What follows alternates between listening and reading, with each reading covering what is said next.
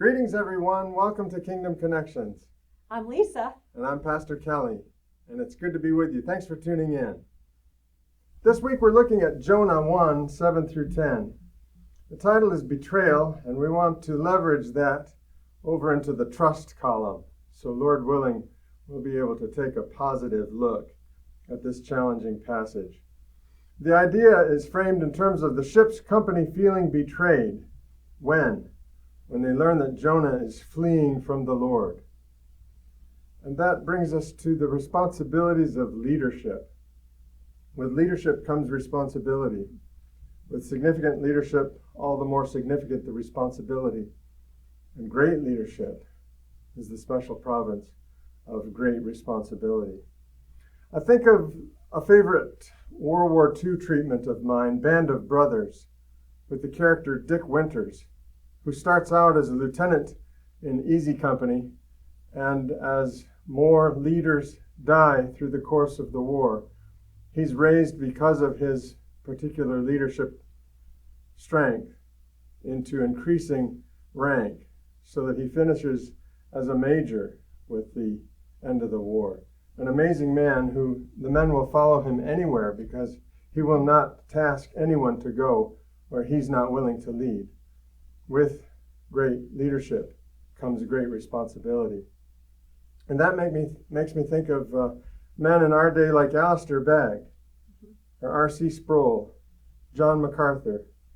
Any one of them would be enough to call this culture to account before the judgment throne. If that's the only voice we had, it would be enough. And we've had integrity live before us in the likes of Billy Graham, John Piper. And then I just quickly thought through some of my seminary professors, G.K. Beale and Meredith Kline, that changed my life forever. Royce Gordon Grindler, or David G. Wells for systematic theology, John Jefferson Davis for everything, and you remember Carl Schultz, who was my major professor in undergraduate studies, who came and anchored our Walter Vale Watson Biblical Exposition series on Job, as well as Haddon Robinson, and my mentor for the doctoral studies and brother and friend, Don Fortson. We have come under such influence in our training and preparation, but all of that pales in comparison with the influence of our parents, my mother, my father, our grandparents, aunts and uncles, my brothers and my cousins, my friends, have all had a great influence on me through small things. And Billy Graham is the one who said, right is right and wrong is wrong in small as well as big things. The great arises out of small things that are honored and cared for. Here's one that we all know. The hand that rocks the cradle rules the world. Influence over small things is influence over the greatest. Success is the sum of little things done correctly. And then one of my favorites, enjoy the small things, beloved. One day you'll look back and see that they are the big things. So we come in this treatment of Jonah 1, 7 through 10, and I'm struck with the question that we need to leverage and turn it around.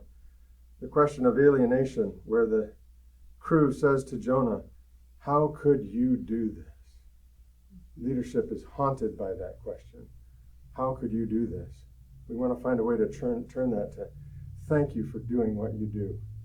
So if you'll turn with us to Jonah chapter 1, verses 7 through 10, beginning in verse 7. Each man said to his mate, "Come, let us cast lots, so that we may learn on whose account this calamity has struck us." So they cast lots, and the lot fell on Jonah. Then they said to him, "Tell us now, on whose account has this calamity struck us? What is your occupation, and where do you come from?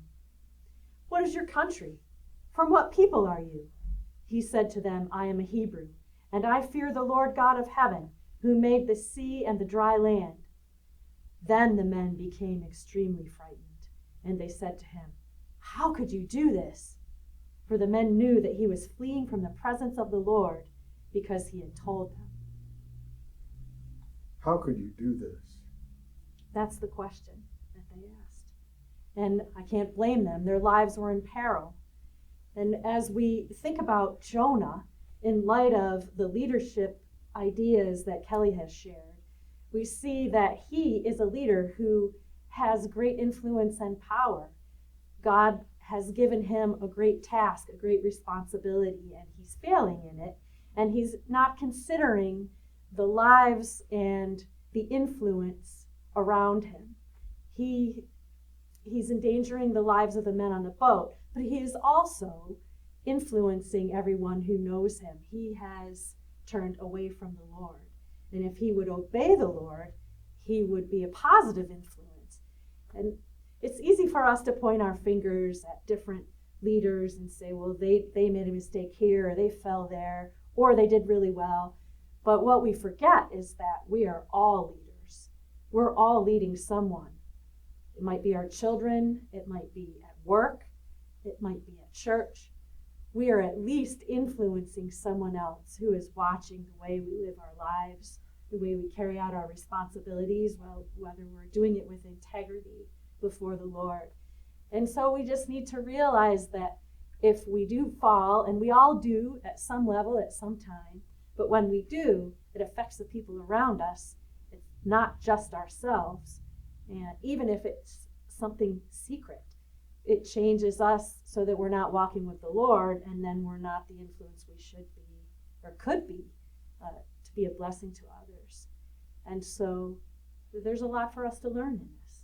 The last thing that any leader ever wants to hear is that alienating question, how could you do this? We need to steward the sacred trust of responsibility that is entrusted to us and turn it to the good. Turn it so that the affirmation is, thank you. Thank you for what you do. You've made a difference with your life. That's every leader's desire. Right is right, and wrong is wrong, in small as well as big things. The great arises out of small things that are honored and cared for. Success is the sum of a lot of little things done correctly. Enjoy the small things. When you look back one day, you'll see that they are really the big things all along. And I leave us with this thought. Let not many of you become teachers, my brothers and sisters, knowing that as such, we will incur a stricter judgment. That's Kingdom Connections, dear hearts.